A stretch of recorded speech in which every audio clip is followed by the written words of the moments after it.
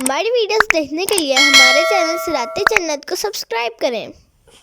سورہ طلاق کا تعارف۔ مقام نزول: سورہ طلاق مدینہ منورہ میں نازل ہوئی۔ اس سورت میں 2 رکوع اور 12 آیتیں ہیں۔ طلاق نام رکھنے کی وجہ: نکاح سے عورت شوہر کی پابند ہو جاتی ہے، اس پابندی کے اٹھا دینے کو طلاق کہتے ہیں، اور اس صورت میں چونکہ طلاق اور اس کے بعد کے یعنی عدت کے احکام بیان کیے گئے ہیں، اس لیے اس صورت کا نام سورہ طلاق رکھا گیا ہے۔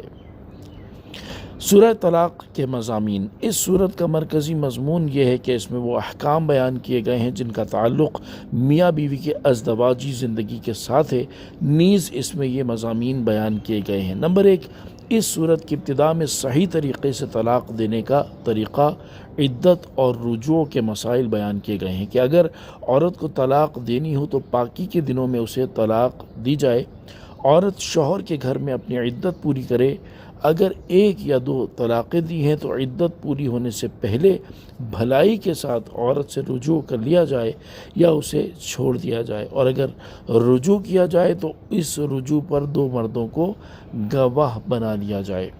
نمبر 2، یہ بتایا گیا کہ وہ عورت جسے بچپنے یا بڑھاپے کی وجہ سے حیض نہ آتا ہو تو اس کی عدت 3 مہینے ہے، اور جو عورت حاملہ ہو اس کی عدت بچہ پیدا ہونے تک ہے۔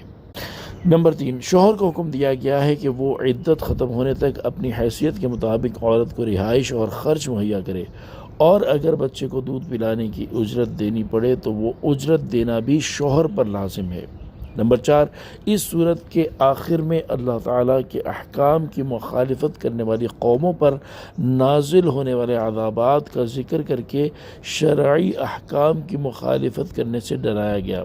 نبی کریم صلی اللہ تعالی علیہ وآلہ وسلم کی تشریف آوری کی حکمت بیان کی گئی، اور اللہ تعالیٰ کی قدرت اور علم کے بارے میں بیان کیا گیا ہے۔